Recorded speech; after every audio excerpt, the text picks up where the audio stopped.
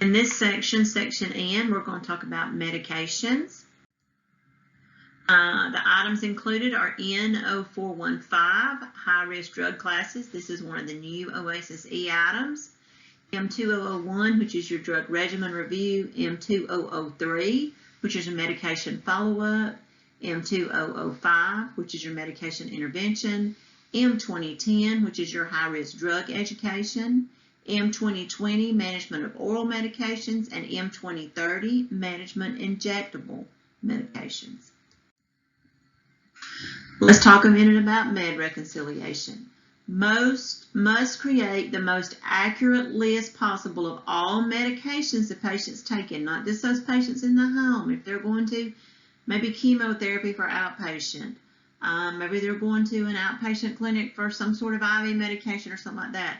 We want to try, and I know it's not always easy, but we want to try to get as the most accurate list that we can. So when we run for those interactions, it compares everything that the patient's on, not what just may be in the home. We want to include the drug name, dose, frequency, and route. We want to identify which ones are new, changed, or long-standing. We want to compare that list against what we get from the physician's office, what we get, as far as our referral information from the hospital or their SNF or all that. We want to make sure that that transition, when that transition occurs, whether it be from the hospital to home care, the SNF to home care, that we're looking at that list, we're comparing it to what's in the home, what we may have scripts for, and then if there's a discrepancy, that we're getting with the provider and making sure that the patient's taking the right medication at home. Reconciliation is not just asking the patient what meds they're taking. We are having them get out those bottles. I always like to see the patient open the bottle, look at the medicine themselves and tell me what the medicine's for, and then let me look at the bottle. That way I can kind of gauge what they already know, and then look at the bottle myself. Because you want to look and make sure you're not looking at multiple different sizes and shapes of pill. Now, manufacturers can change colors and shapes, but they don't do it that often. So if you see 4 or 5 different pills that look different in there, then you might want to question that patient on what all they put in that one bottle. The drug regimen review is an ongoing process. So we assess and review, we reconcile, we alert and we notify the physician or provider if that's needed. We follow up on any education or any changes. We resolve any issues. We implement and we educate, and we do that every time our patient gets a new medication. And even if it's an old medication that they're not sure about, we're still going to assess and implement education on those. N0415, again, this is a new item under OASIS E, is high-risk drug class.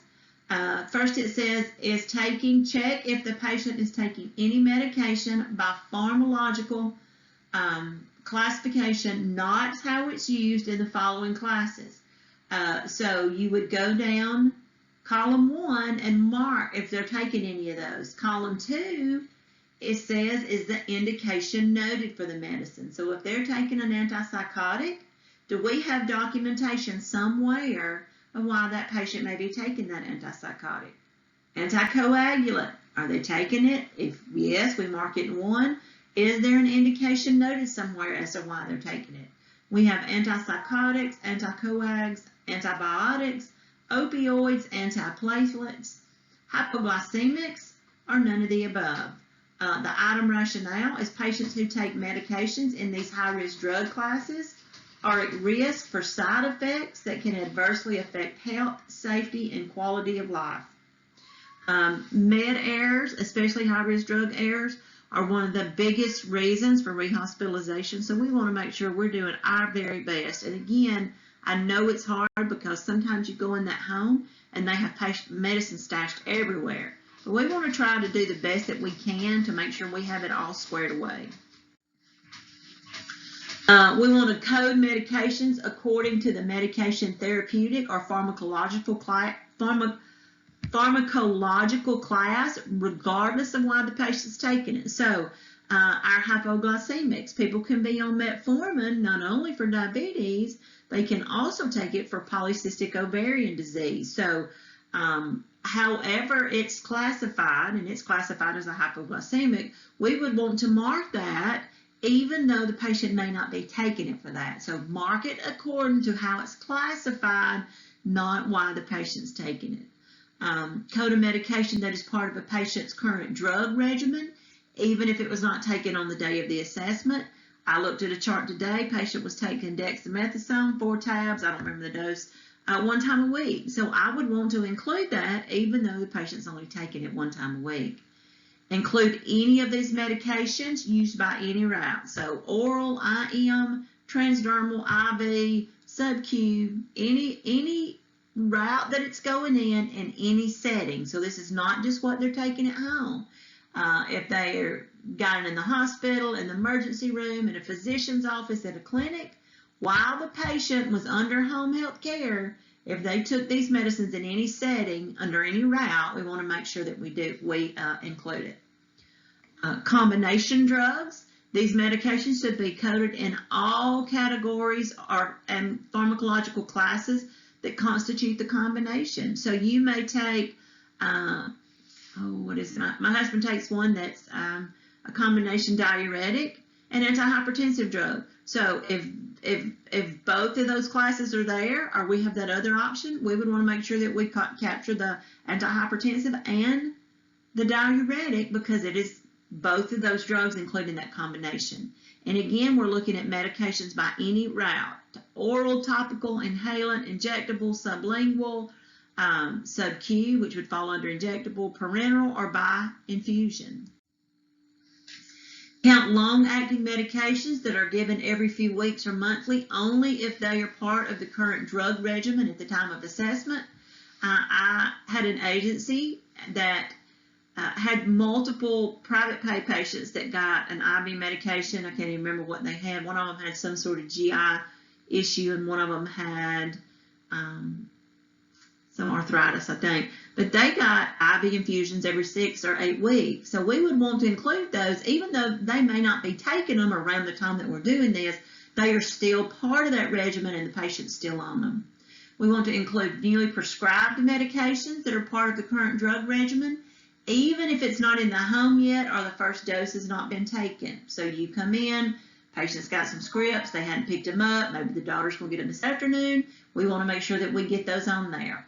Herbal and alternative meds are considered dietary supplements by the FDA, therefore they should not be counted as medications for N0415. So somebody takes melatonin, chamomile, valerian root for sleep, black cohosh. I take black cohosh for menopausal symptoms. You know that's not going to be counted on here because it's a dietary supplement for the FDA.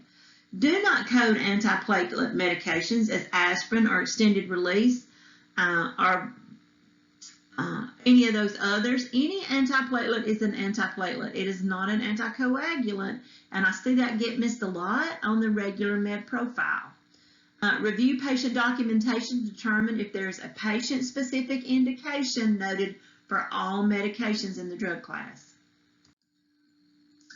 At the time of discharge, a patient's documentation indicates they are taking oxycodone for pain.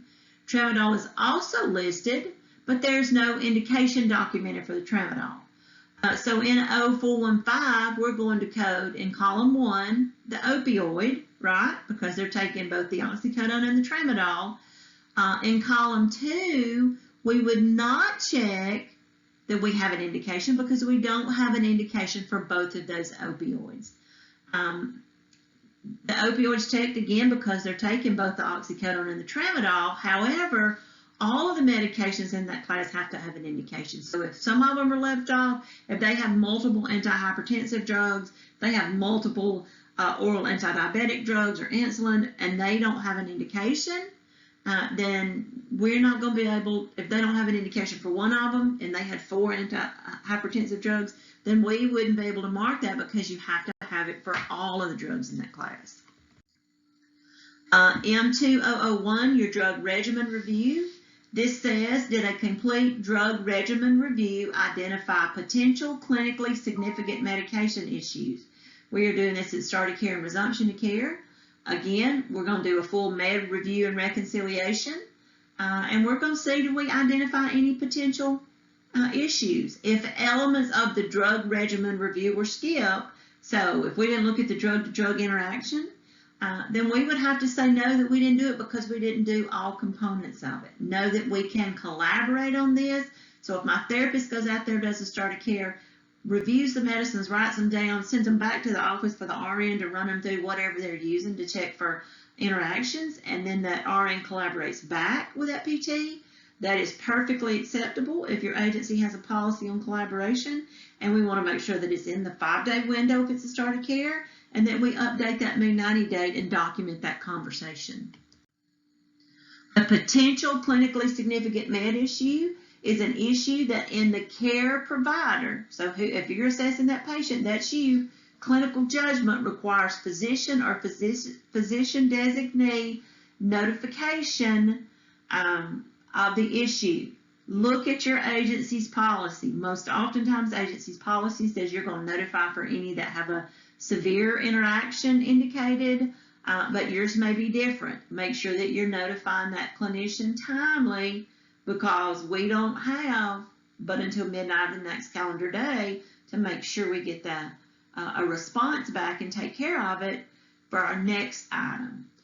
So potential clinically significant issues could be adverse drug reactions, duplicate therapy, ineffective therapy. Maybe my metformin's not controlling my diabetes. Could be omissions, could be side effects, could be dosage errors, drug-to-drug interaction, drug-to-food interaction, could be non-adherence. Lots of those out there that could be a potentially clinically significant med issue. M2001, so if I didn't find any potential clinically significant med issues, then I could code 0. That means that in my clinical judgment, the patient has all the medicines, they match the list that I got from wherever they came from, the diagnosis and symptoms are controlled, the patient knows how to take them, has a plan for taking them safely, and they're not showing any kind of adverse reactions to those drugs. Now, if we do find any indication, any potentially clinically significant issues, then we would want to mark yes. This also, if the patient has not obtained the medicines or indicates they're not going to take the prescribed medicine because of financial reasons, access, culture, or other issues. You'll see some people say sometimes, get Lasix or BMX order. Well, I'm not going to take that. I don't want to be peeing all day. That is a clinically significant issue. The physician or provider prescribed it for some reason. If they don't take it, what's going to happen? Are they going to go back into CHF? Are they going to have 4+ edema again? What's going on? That would be an issue. Now, if we answered in M2001 yes, that we identified some issues, this is our follow-up. It says, did the agency contact a physician or physician designee by midnight of the next calendar day and complete prescribed or recommended actions in response to the identified potential clinically significant med issues? That's why we got to make sure we report this stuff timely.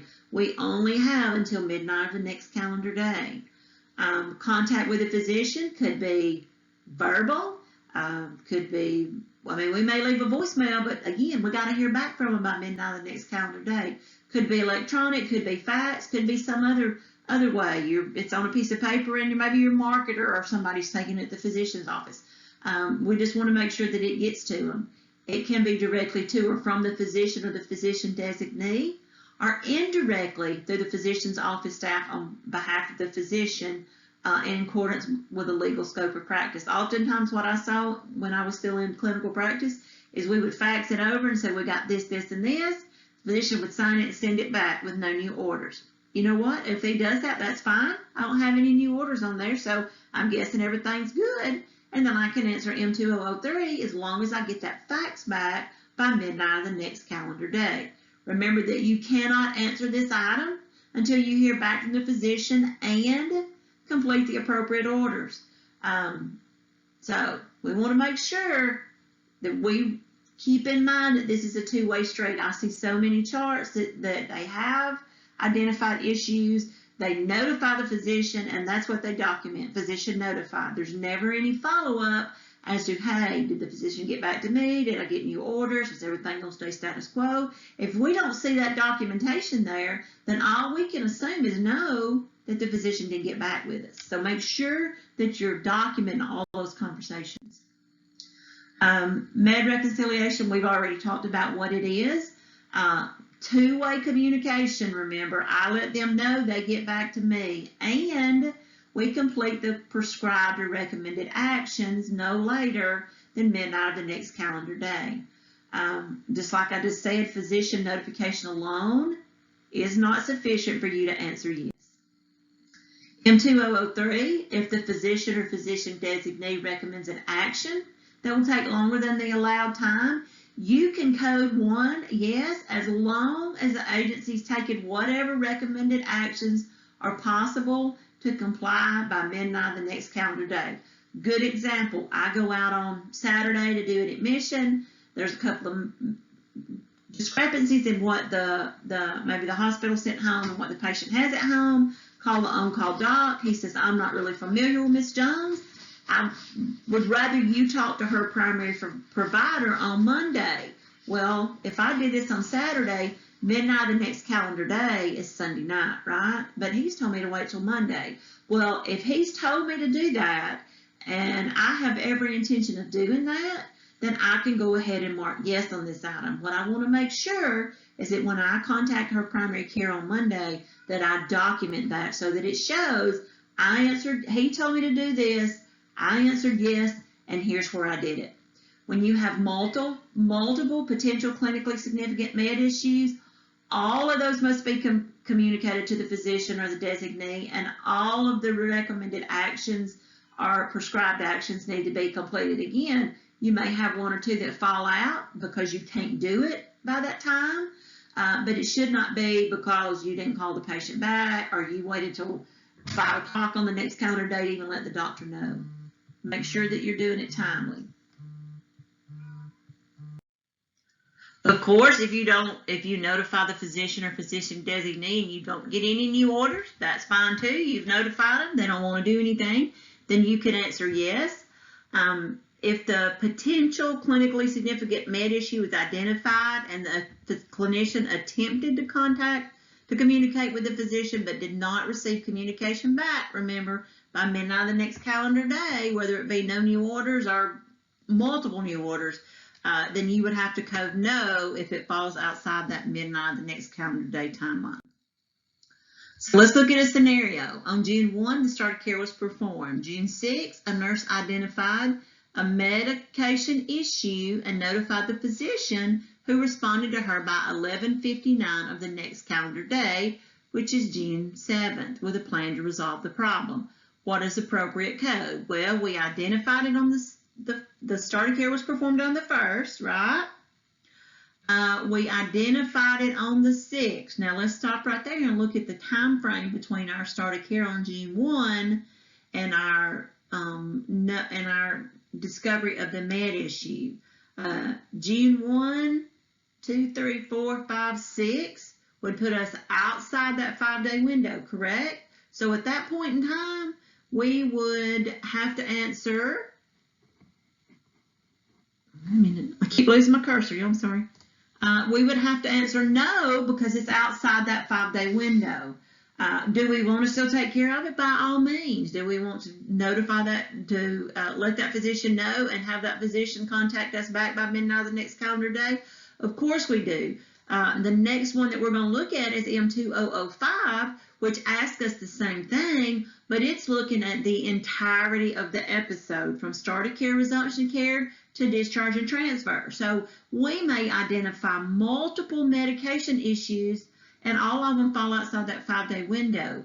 We still want to make sure we notify the physician and we get a response back and take action by midnight of the next calendar day, because again, at discharge, we're going to look back at it. Here we go, M2005. This one is done at transfer, discharge, death at home. It says, did the agency contact and complete physician or physician designee prescribed or recommended actions by midnight of the next calendar day each time potential clinically significant med issues were identified since the start of care, resumption of care. So if it happened at the start of care, resumption of care, did we take care of it? If it happened 10 days after that, did we take care of it? If it happened 15, 20, 25 days, ever how often it occurred and when it occurred, as long as it's from that start of care, resumption of care to that discharge, transfer, death at home, we should have notified the physician or physician designee, got a response, and taken care of the issue by midnight the next calendar day. So we're going to have to be diligent at keeping up with that. If we contacted them about a med issue and what the response was, it will save you a lot of time if you have a good way of documenting that when you go back to do your discharge.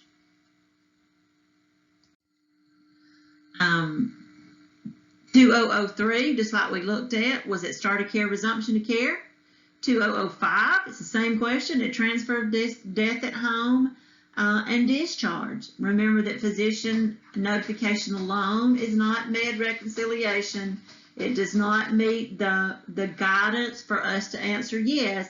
We have to have that contact, and it may be that we notify them of it, but they have to get back with us. It is critical to be certain this is answered correctly, that the ability to track and contact and related teaching throughout the episode is easy to find. Again, if not, you're going to be doing a whole lot of digging when you get to the end of the episode and you're trying to answer M2005. So let's look at this scenario. We have M2001, did we find any clinically significant med issues? M2003, did we contact the physician and he got back with us by midnight the next calendar day at start of care and resumption of care? And then M2005, did we have a clinically significant med issue or multiple clinically significant med issues that we notified the provider and they got back with us by midnight the next calendar day? So a clinically significant med issue is identified by the admitting RN at the start of care during the drug regimen review. The correct code for M2001 is what? It's yes, we notified an issue, correct? Did we? The RN contacted the MD office on the day of admission and left a message relating to the issue. The physician did not return the call until after midnight of the next calendar day. So we notified them timely. They did not get back to us by midnight of the next calendar day. So how are we going to code M2003? We're going to answer it no, right? Because we did our part, but they didn't get back with us timely. So at discharge, the assessing clinicians determined there were no further med issues since the start of care. How am I going to answer M2005? Well, if it happened on the start of care or the resumption of care, then it counts for this item. So since we had an issue at start of care, they did not get back with us timely based on the midnight of the next calendar day on that start of care issue. On this discharge question, M2005, we're going to have to answer it no. M2010, patient or caregiver high-risk drug education.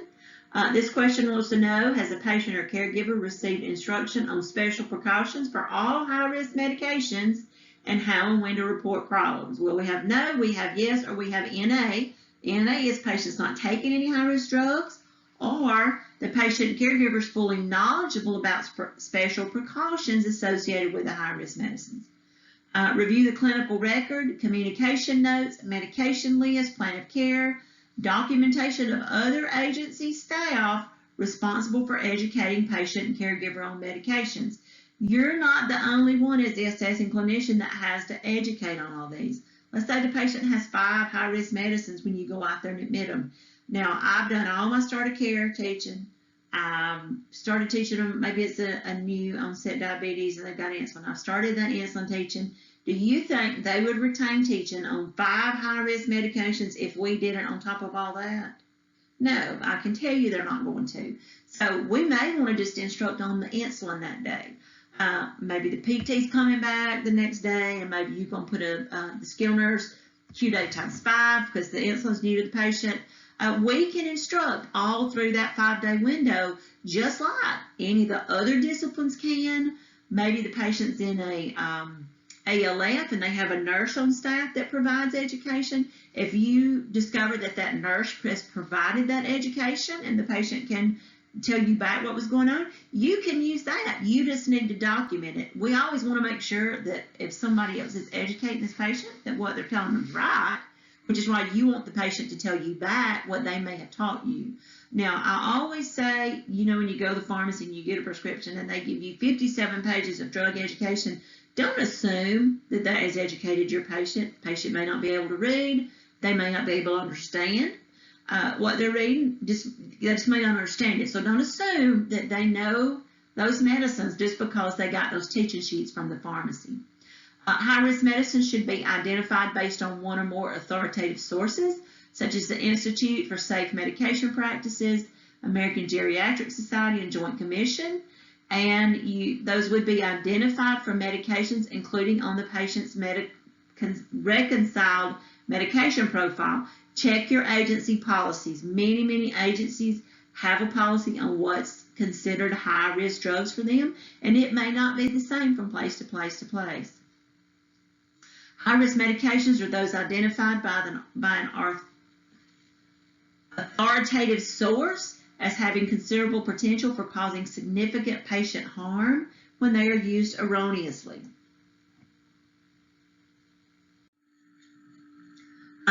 This item is targeted to high-risk medicines, as it may be unrealistic to expect that patient education on all medicines can occur on admission. Am I saying that you can't do that? No, we can very well do it. What I'm saying is patients not going to retain it, and we don't want to teach just so that we can document that we've taught. If the patient doesn't retain and understand and implement into their healthcare practices, then we've not really accomplished a thing. Failure to provide education on high-risk medicines, however, can have a negative impact. Now, if I'm teaching them insulin and I'm just trying to make sure that I touch on those high-risk medicines in the next day, 2 days, 3 days, I may not go into every single detail, but I'm going to give them the high points, what it's for, what to look for as an adverse reaction, and how to treat those adverse reactions, such as they feel like their blood sugar's low, what do they need to do? You want to include discontinued high-risk medicines that are being taken in error. So if they've been, maybe they've been taking warfarin and they come home and they're not supposed to take warfarin anymore, but they've still been taking it, we want to make sure that we educate them because they've got it circulating in their system, and they could very well have some potential side effects from it. And again, if agency staff other than the clinician responsible for completing the start of care, resumption care, provide education, we want to make sure that we collaborate with those people, we document those collaborations, and we update our Moon 90 date.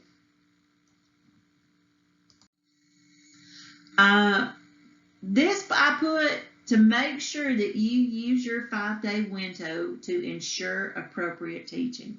Again, if I've gone through all of my start of care stuff, I've gone through my admission booklet, I've gone over my consent, we've gone over all the medications, we've talked about, again, going with a diabetic patient, we've talked about what to look for as far as hypo and hyperglycemia, long-term effects, short-term effects, all those kind of things.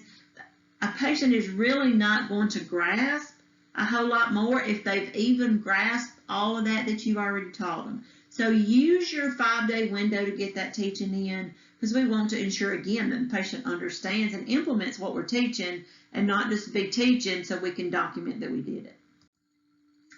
M2010, high-risk drug education. Yes, high-risk drugs are prescribed. Education would include all the high-risk drugs, the precautions necessary to prevent harm, what, when, and how to report. Again, there may be other things that you want to teach on that medicine, but we want to do high-level teaching to keep that patient safe and keep them from going back to the hospital in that first 5-day window.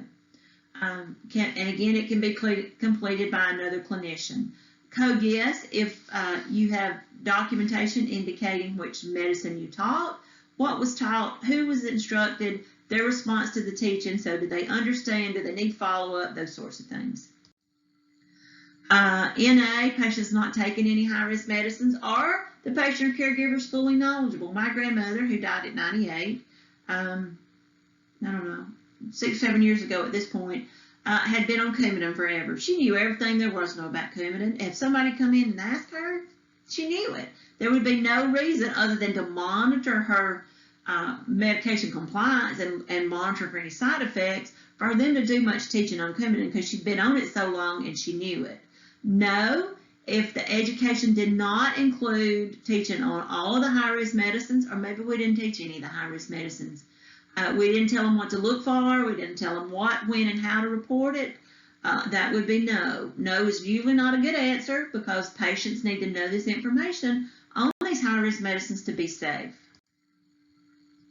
So let's look at the scenario. A patient who has a history of hypertension is being admitted for management of COPD following discharge from the hospital. The patient's hypertension is controlled now using a diuretic and a low-salt diet. During the med review, the clinician finds that the patient is currently taking an antihypertensive which was discontinued before his discharge from the hospital. The clinician knows that the antihypertensive is a high-risk drug. He validates with the physician that the drug should be discontinued and instructs the patient not to take it. So obviously the patient's been taking it even though he was not supposed to take it. So even though it's not going to be an ongoing medicine, do we need to provide education on that?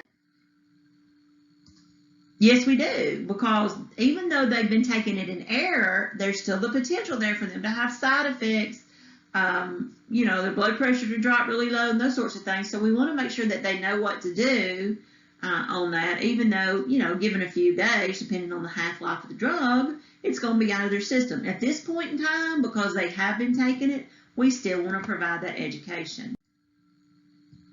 M2020 is management of oral medications. This looks at the patient's current ability to prepare and take all oral medications reliably and safely, including administration of the correct dose at the appropriate time intervals. This excludes my IV and injectable medication. This refers to ability, not compliance or willingness. Not compliant or willingness, think about those patients that have Lasix ordered. My husband takes hydrochlorothiazide. I just use him. On days that we're going to go somewhere, he's not going to take that hydrochlorothiazide because he doesn't want to have to run back and forth to pee all the time. So we could still assess his ability to take that medicine, even though he is not always exactly compliant with it. So that's what that means right there. Look at their ability, even if they're not taking it like they're supposed to be taking it. Now, is that an issue? Yeah. That's a clinically significant medication issue, and we're going to let the doctor know. But that's not what we're asking in this item right here. So 0 is able to independently take oral medications and proper doses at the correct times. 1, they're able to take the medicines at the correct time if individual doses are prepared in advance by another person, or another person develops a drug diary or a chart. 2, they're able to take the medications at the correct time if given reminders by another person at the appropriate time. Now, on 2, it doesn't matter if they fill up, for example, their own med box or if somebody else is filling it up. If they have to have a reminder, they're going to be a 2. Number 3, unable to take medications unless administered by another person, or NA, no oral medicines prescribed. This does not include, again, sublingual, buccal, inhaled, or medicines given per tube. What they're looking at, that meds are placed in the mouth and swallowed and go through the entirety of that GI tract, not what's going in a G-tube or NG tube or a gastrostomy and those sorts of things. So if all their medicines are going via tube, then this would be an NA. Patient's ability to manage all oral medications all the time. If their ability varies from drug to drug, report the med that requires the most assistance. The majority doesn't rule here, so we're not going to say, okay, they got 10 medicines, they can take 8 of them, they can manage the majority of them. It's not like our M1800 items. We're looking at all the drugs all the time. So think about it. If I've got somebody that's got 5 AM medicines that they take, that's the only time they take them is in the AM, and then they give them a dose pack. Now, I don't know about y'all, but I struggle with a dose pack. If somebody gives me a Medrol dose pack, I'm always going to get confused on that first day or two. So that would be the drug in most instances that would give the patient the most trouble. So we have to assess all their ability to manage all those, including that Medrol dose pack, which is probably going to give them more trouble than what those QAM medicines are. Address the patient's ability to safely take the right oral medicine and the right dose at the right time, given the current physical and mental, emotional, cognitive status, activities permitted, and environment. So know that their ability can be temporarily or permanently limited by their physical impairments, again, their emotional, cognitive, or behavioral. Sensory impairments could be environmental. Maybe they can't get to the kitchen where the medicines are stored because it's upstairs and they can't climb stairs, or the physicians said, don't go up and down stairs. So all that's going to play into their med management.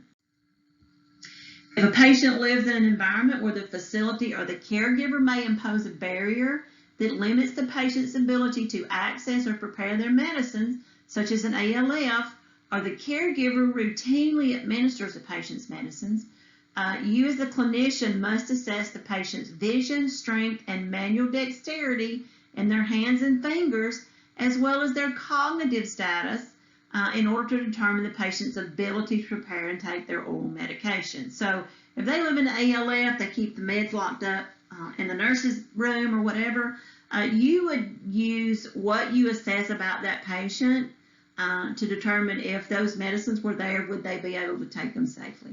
We may not assume that if a med box, diary, or reminders were set up that the patient would be able to take meds safely. We cannot assume that. We want to see, what I always caution is if I go in a home and the patient says, well, my daughter said she thought she could come over one time a week and fill my med box up, until I know for sure that daughter's going to do that, then I'm not going to assume that that's a given, that it's going to happen. Now, if I have the daughter there and she says, for the past 6 months, I've come over here every Wednesday, we filled her medicine box up for the morning and the night, we've taken care of pre-filling insulin syringes, if that applied, then I know that's a good plan because they've been doing it. But my daughter might do it, and I don't see that daughter, and I don't see that done, then do not assume that that's going to happen. Now, if we're looking at oral medications, if assistance is needed for PRN medications in the 24 hours prior to the assessment or on the day of assessment, and a PRN medicine was required, then we would assess their ability to take that PRN medicine. However, if they have that PRN medicine and they don't need it on the day of assessment or the 24 hours prior, then we're going to look at their ability to manage their oral medications based on the ones that are ordered and taken on the day of assessment, which is the time they're in the home in the prior 24 hours. Includes assessment of the patient's ability too. I always say, when you walk in that house and you're looking at oral med management or injectable med management, you start from the time Miss Jones starts to get up out of that recliner, because that's when it starts, is her ability to manage it. Their ability to obtain the medicines from where they're routinely stored, to read the label or otherwise identify the medicines. Some patients that are unable to read may have to have their caregiver or somebody, or they may do it, mark a special label so they know what medicine it is based on whatever the picture is on top of it.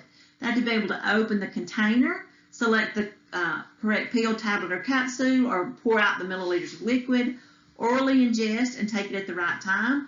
They got to be able to fix them something to drink to swallow the medicines. State if there are any restrictions. So maybe they've got a medicine that use PRN for their blood pressure if it's up. They need to be able to state that if they're managing those medicines. Let's look at a scenario. A patient came home from the hospital 2 days ago. Her meds include Lasix and Dig. She uses a pill planner set up by her daughter.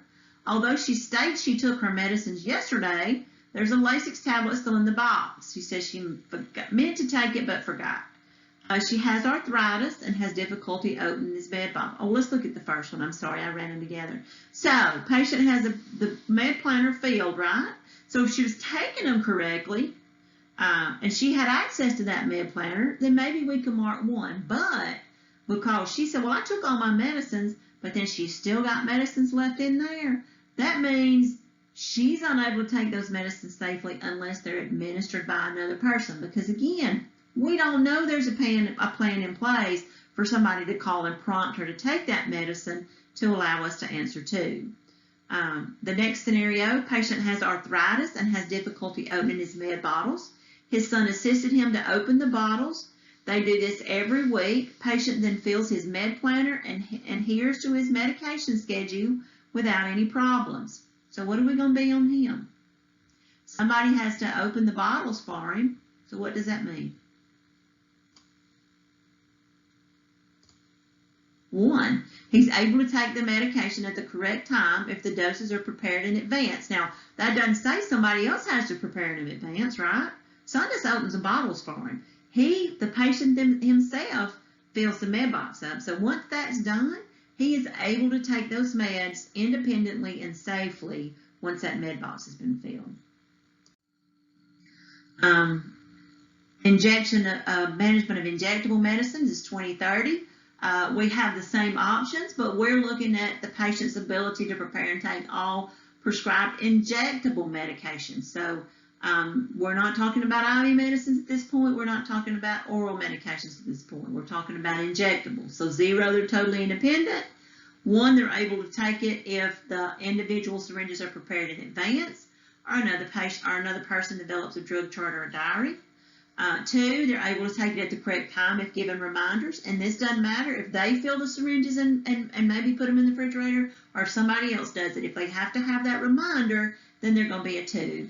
3, unable to take injectable medicines unless administered by another person, or NA, they don't have any injectable medications prescribed. Now, we're talking about all injectable medications. Again, majority doesn't rule. This may include one-time injections, such as a flu vaccine or a B12, assessment of the patient's ability to obtain the medicines from where they're routinely stored, draw up the correct dose, accurately use aseptic technique, inject in an appropriate site, rotate those sites, and then dispose of the syringe properly.